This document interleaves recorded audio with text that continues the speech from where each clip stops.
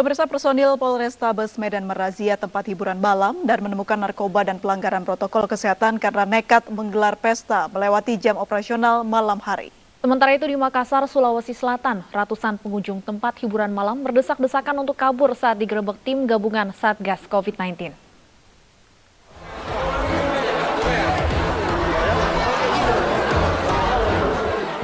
Tempat hiburan malam yang berada di Jalan Abdul Lubis, Medan, Sumatera Utara ini mendadak riuh. Pengunjung hiburan malam yang tengah mabuk mencoba lari keluar untuk menghindari razia narkoba dan protokol kesehatan petugas Polrestabes Medan. Satu orang warga negara asing tidak sadarkan diri karena mabuk.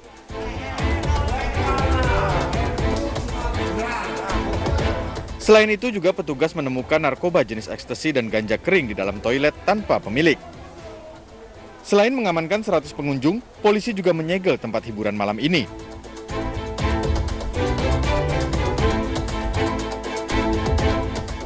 Polisi juga merazia tempat karaoke yang berada di Jalan Haji Adam Malik, Medan.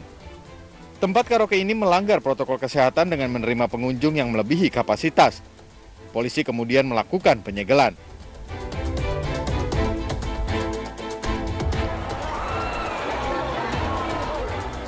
Di Makassar, Sulawesi Selatan, ratusan pengunjung tempat hiburan malam berdesak-desakan untuk kabur saat digerebek tim gabungan Satgas COVID-19. Penggerebekan dilakukan setelah tempat hiburan di Jalan Metro Tanjung Bunga Makassar ini nekat menggelar pesta melewati jam operasional malam hari serta melanggar protokol kesehatan. Koordinator Satgas Raika Kota Makassar mengatakan teguran telah dilayangkan kepada pengelola tempat hiburan ini namun tidak diindahkan.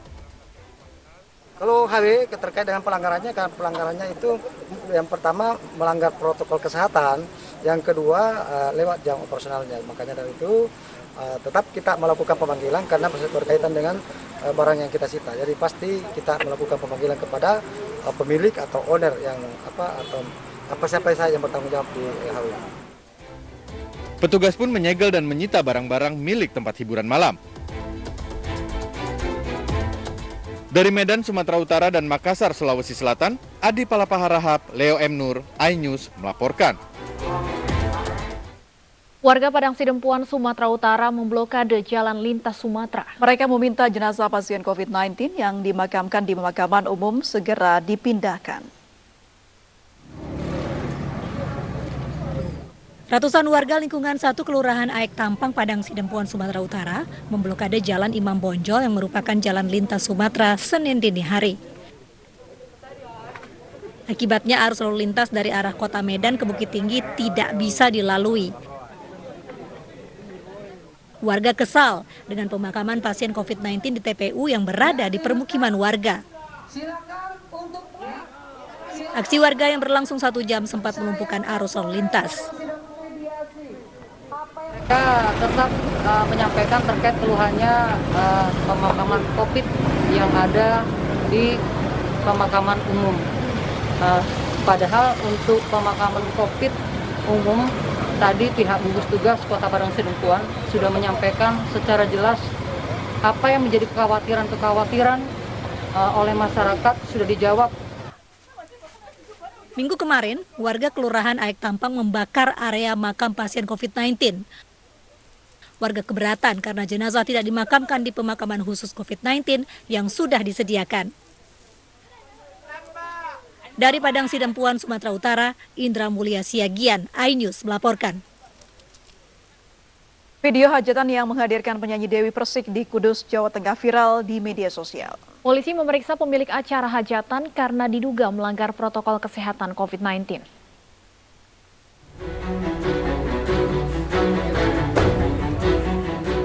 Sejumlah video penyanyi dangdut Dewi Persik 2 hari belakangan ini viral di media sosial saat mengisi acara hajatan di Kecamatan Kaliwunggu, Kabupaten Kudus, Jawa Tengah. Kedatangan Dewi Persik disambut saat keluar dari mobil dan masuk ke dalam acara hajatan yang digelar oleh pemilik produksi busana muslim dan kerudung di Kabupaten Kudus yang tengah menghitankan anaknya.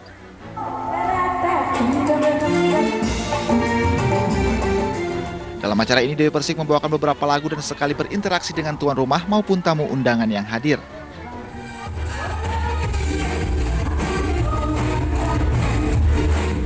Video ini menjadi viral karena setelah lebaran kasus COVID-19 di Kabupaten Kudus naik drastis. Selain itu banyak yang mengabaikan protokol kesehatan dengan tidak mengenakan masker. Terkait hal ini, polisi masih menyelidiki dugaan pelanggaran protokol kesehatan di acara hajatan dengan memanggil seluruh pihak yang terlibat dalam acara hajatan ini. Hasil dari kita temuan sementara di lapangan bahwasanya Dewi Persik itu setelah hajatan ya, setelah hajatan Selatan itu sudah selesai prokes, dihadiri oleh Satgas Covid di kecamatan. Kemudian setelah selesai acara, Satgasnya pulang, ternyata memang ada undangan khusus dari yang punya hajat itu terhadap Dewi Persik selaku teman, kemudian baru hadir di tempat itu sekitar jam setengah lima sore. Tidak ada niat dari untuk menyanyi, permintaan untuk menyanyi tidak ada, itu saja. Tapi karena Dewi Persik merasa itu adalah temannya, dia menyanyi 2 lagu. Lebih lanjut, Kapolres Kudus menjelaskan dari seluruh tamu yang diundang saat ini masih berstatus saksi. Dari Kudus, Jawa Tengah, Nur Hoirudin, iNews melaporkan. Melanggar protokol kesehatan, pesta pernikahan anak anggota DPRD Provinsi Jawa Timur viral di media sosial. Pesta yang digelar selama 3 hari itu menjadi sorotan warga.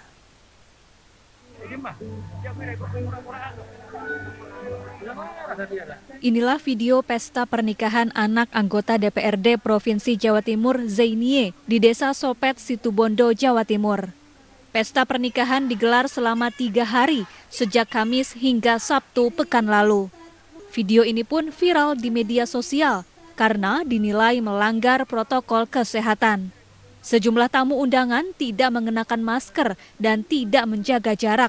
Pesta pernikahan ini pun mengundang tanggapan beragam dari warga Situbondo dan netizen. Jawa Timur itu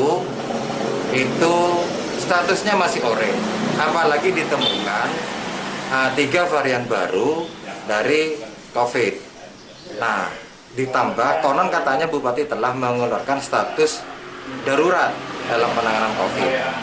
Nah, sementara fakta-fakta yang ada, ini ada pejabat publik, ada tokoh, ada penyelenggara negara yang sengaja 3 hari 3 malam menyelenggarakan pesta pernikahan anaknya. Hingga kini belum ada keterangan resmi dari anggota DPRD Provinsi Jawa Timur Zainie terkait pesta pernikahan anaknya. Dari Situbondo, Jawa Timur, Rizky Amirul Ahmad, iNews melaporkan. Anggota TNI Angkatan Laut Ratu Marinir Jehezkiel Yusuf Sakan diteriaki maling dan dikeroyok belasan preman di Terminal Bungurasi, Sidoarjo. Pasca kejadian, polisi telah menangkap 4 pelaku, sementara sisanya dalam pengejaran. Anggota TNI Angkatan Laut Ratu Marinir Jehezkiel Yusuf Sakan ditemukan warga di pintu keluar Terminal Bus Bungurasi dalam keadaan penuh luka pada Minggu dini hari. Diduga korban diteriaki maling oleh sekelompok preman yang kemudian mengejar dan mengeroyok korban. Pasca kejadian, polisi meringkus 4 pemuda pelaku pengeroyokan dan masih memburu para pelaku lainnya. Hingga Senin dini hari, kawasan di sekitar pintu keluar Terminal Purabaya Bungurasi dijaga ketat oleh petugas gabungan untuk mencegah aksi balasan. Dari Sidoarjo, Jawa Timur, Pramono Putra, iNews melaporkan. Dan pemirsa, selengkapnya mengenai pengeroyokan anggota TNI yang diduga dilakukan preman sudah bersama kami Kapolresta Sidoarjo Kombes Pol Sumarji. Selamat sore Pak Kapolres. Oke. Selamat sore. Assalamualaikum. Baik. Salam sehat. Waalaikumsalam Pak Sumarji. Apakah pengejaran pelaku lainnya saat ini seperti apa perkembangannya? Ya, Mbak. Jadi begini. Kami masih punya tanggungan yang harus kami selesaikan kaitannya dengan menangkap atau mengamankan sisa pelaku yang masih dalam pengejaran. Baik, sampai Pak. Dengan sampai dengan saat ini kami masih melakukan pengejaran. Ya, mudah-mudahan dalam waktu dekat kami akan bisa menambah lagi pelaku yang memang saat ini sekarang ini masih melarikan diri. Baik, sebenarnya seperti apa sih Pak kronologi awal mulanya? Jadi kalau bicara kronologis, awalnya sebenarnya anggota TNI Angkatan Laut ini kan dia melaksanakan kegiatan cuti ya atau izin bermalam di luar pada hari Sabtunya. Nah, ketika hari Sabtu itu melakukan tidak pulang ke daerahnya dikarenakan jauh, dia bermalam di sekitaran terminal Bungurasi. Nah, rupanya pada sore harinya itu ada perintah untuk ada konsinyir tidak bisa melaksanakan tidur di luar, maka kembalilah ke kesatuan. Nah, rupanya karena ada barang yang tertinggal, maka diambil pagi hari itu. Nah, rupanya pada saat kembali mau ngambil barang yang tertinggal itu tadi, nyari hotel yang tadinya disinggahi itu kesulitan, lupa. Akhirnya bolak-balik berulang kali tidak ketemu. Nah, di situ ada sebagian warga ya yang dikatakan boleh dikatakan preman-preman di situ lagi nongkrong di sekitaran situ. Ditegurlah situ. Ditegur sampai ada salah satu pelaku pengeroyokan ini mengatakan maling gitu. Akhirnya si korban ini berhenti. Begitu berhenti, didekati, ada sedikit cekcok, udah disitulah timbul terjadi pengeroyokan rame-rame. Ceritanya seperti itu kronologisnya. Apakah korban saat ini untuk korban saat ini sudah bisa dimintai keterangan, Pak? Sudah. Seperti apa saat ini kondisi dari korban? Korban itu saat itu langsung dibawa ke rumah sakit Bayangkara di Surabaya. Senin kemarin siang sekira jam 12 sampai setengah 1 itu sudah pulang. Korban sudah bisa diajak bicara, makanya itulah terang terbukanya setelah korban bisa diajak bicara dan bercerita kronologisnya sehingga kami bisa melakukan penyelidikan, pengungkapan dan melakukan penangkapan terhadap para pelaku pengeroyokan itu. Para pelaku ini akan disangkakan pasal apa, Pak, dan ancaman hukumannya? Halo?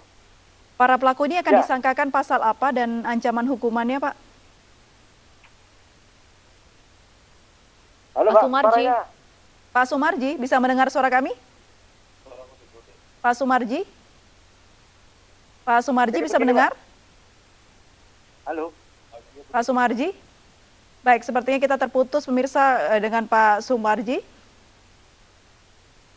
Pemirsa, seorang bocah di Bekasi, Jawa Barat menjadi korban penjamretan saat bermain telepon genggam di depan rumah. Aksi pencurian tersebut terekam kamera pengawas.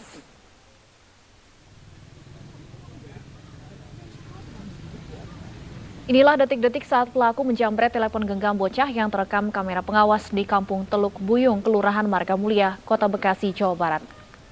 Para pelaku yang menggunakan sepeda motor ini kemudian melarikan diri ke Jalan Raya Perjuangan, Bekasi Utara. Menurut ayah korban, sebelum melakukan aksinya, pelaku diduga sudah mengawasi korban yang berusia 8 tahun. Orang tua korban kemudian melaporkan kejadian ini dengan membawa bukti rekaman CCTV ke Mapolsek Bekasi Utara. Muda sih, masing-masing sih sekitaran umur 23-25 lah. Dua orang dia menggunakan masing-masing pakai topi sih. Tapi sering lihat nggak pengendara motor itu lewat sini? Sebelumnya sih ada yang lihat, katanya sih udah mantau duluan. Satu hari sebelumnya udah ngegambar situ anak, udah ngebaca duluan situasi. Tapi kalau abang sendiri pernah lihat nggak sih? Belum pernah lihat. Kalau di dalam gambar CCTV itu kelihatan pas perampasannya atau gimana? Pas kelihatan perampasannya.